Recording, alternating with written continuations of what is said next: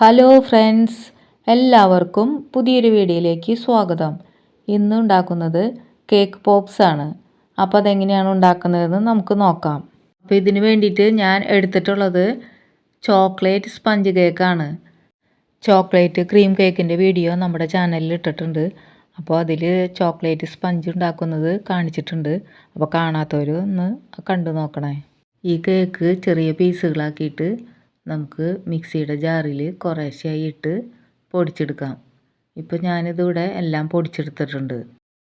ഇനി ഒരു ബൗൾ എടുത്തിട്ട് അതിലേക്ക് 3 കപ്പ് കേക്ക് പൊടിച്ചത് ചേർത്ത് കൊടുക്കാം.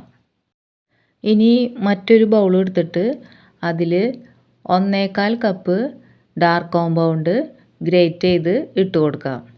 ഇനി ഇതിലേക്ക് 3 table spoon white choco chips add ചെയ്തിട്ടുണ്ട്. ഇനി നമുക്ക് ഈ ചോക്ലേറ്റ് മെൽറ്റ് ചെയ്തെടുക്കണം. അപ്പോൾ ഡബിൾ ബോയിലിംഗ് ചെയ്തിട്ടാണ് ഞാനിവിടെ ഇത് മെൽറ്റ് ചെയ്തെടുക്കുന്നത്. ഇപ്പോൾ ഇത് ചെറുതായി മെൽറ്റായി വരുന്നുണ്ട്. ഇപ്പോൾ ഇവിടെ ഒരുവിധമൊക്കെ നന്നായി മെൽറ്റായി കിട്ടിയിട്ടുണ്ട്. ഒന്നും കൂടി ഒന്ന് മെൽറ്റാവാനുണ്ട്. ഇനി ഫ്ലെയിമൊക്കെ ഓഫ് ചെയ്ത് വയ്ക്കുക. ആ ചൂടിലിരുന്നിട്ട് തന്നെ അത് നന്നായി മെൽറ്റായി കിട്ടും. ഇപ്പോൾ ഇത് നന്നായി മെൽറ്റായി കിട്ടിയിട്ടുണ്ട്.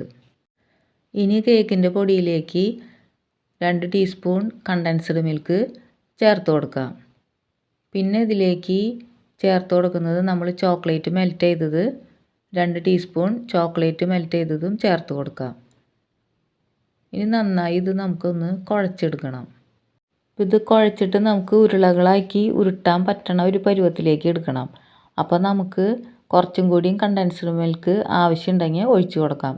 ഞാനിപ്പോൾ ഇവിടെ 2 ടീസ്പൂണും കൂടിയും കണ്ടൻസ്ഡ് മിൽക്ക് ചേർത്ത് കൊടുത്തിട്ടുണ്ട്. എന്നിട്ട് നന്നായി ഒന്ന് കുഴച്ചെടുക്കാം. കേക്ക് പോപ്സ് ഉണ്ടാക്കുമ്പോൾ അതിൽ ക്രാക്കൊന്നും വീഴാണ്ടിരിക്കാൻ വേണ്ടിയിട്ട് നന്നായി ഇത് നമുക്ക് കുഴച്ചെടുക്കണം. ഇപ്പോൾ ഞാനിവിടെ നന്നായി കുഴച്ചെടുത്തിട്ടുണ്ട്. ഇനി നിങ്ങൾക്ക് ഇതിൽ ഇത്തിരി കൂടിയും കണ്ടൻസ്ഡ് മിൽക്കിൻ്റെ ആവശ്യമുണ്ടെങ്കിൽ കുറച്ചും കൂടിയും ചേർക്കാവുന്നതാണ്. ഈ മിക്സ് നമുക്ക് കുറേശ്ശെ എടുത്തിട്ട് ഓരോ ബോൾസാക്കിയിട്ട് എടുക്കാം. ഇപ്പോൾ ഞാനിവിടെ ബോൾസാക്കി എടുത്തിട്ടുണ്ട്. ഇങ്ങനെ നമുക്ക് എല്ലാതും ഇങ്ങനെ ബോൾസാക്കിയിട്ട് എടുക്കാം. അപ്പോൾ ഇതെല്ലാം ഇവിടെ ഉണ്ടാക്കി കഴിഞ്ഞിട്ടുണ്ട്. ബോൾസാക്കി എടുത്തിട്ടുണ്ട്. ഈ ബോൾസിൻ്റെ ഉള്ളിലേക്ക് നമുക്ക് ഓരോ സ്റ്റിക്ക് വെച്ച് കൊടുക്കണം. അപ്പോൾ ഒരു സ്റ്റിക്ക് എടുത്തിട്ട് മെൽറ്റ് ചെയ്ത ചോക്ലേറ്റിൽ അതിൻ്റെ തുമ്പ് ഭാഗം ഒന്ന് ഡിപ്പ് ചെയ്തിട്ട് നമുക്കിതിലേക്ക് വെച്ച് കൊടുക്കാം. ഇതേപോലെ നമുക്ക് ബാക്കി എല്ലാതും ഇതേപോലെ തന്നെ ചെയ്തെടുക്കാം. ഈ സ്റ്റിക്ക് ഈ ബോൾസിൻ്റെ ഉള്ളിൽ നിന്ന് പോരാണ്ടിരിക്കാൻ വേണ്ടിയിട്ടാണ് നമ്മൾ ചോക്ലേറ്റ് മെൽറ്റ് ചെയ്തതിൽ ഡിപ്പ് ചെയ്തിട്ട് വെച്ച് കൊടുക്കുന്നത്. ഇപ്പോൾ എല്ലാതും നമ്മൾ ഇതേപോലെ സ്റ്റിക്ക് വെച്ച് കൊടുത്തിട്ടുണ്ട്. ഇത് നമുക്ക് ഇനി 2 മണിക്കൂർ ഫ്രിഡ്ജിലേക്ക് എടുത്ത് വയ്ക്കാം. ഇപ്പോൾ നമ്മൾ ഫ്രിഡ്ജിൽ നിന്ന് പുറത്തേക്ക് എടുത്തിട്ടുണ്ട്. ഈ സമയത്ത് നമ്മുടെ മെൽറ്റ് ചെയ്ത ചോക്ലേറ്റ് കട്ടിയായി പോയിട്ടുണ്ടെങ്കിൽ ഒന്നും കൂടി ഒന്ന് അത് ചൂടാക്കി കഴിഞ്ഞാൽ അത് മെൽറ്റായിക്കോളും.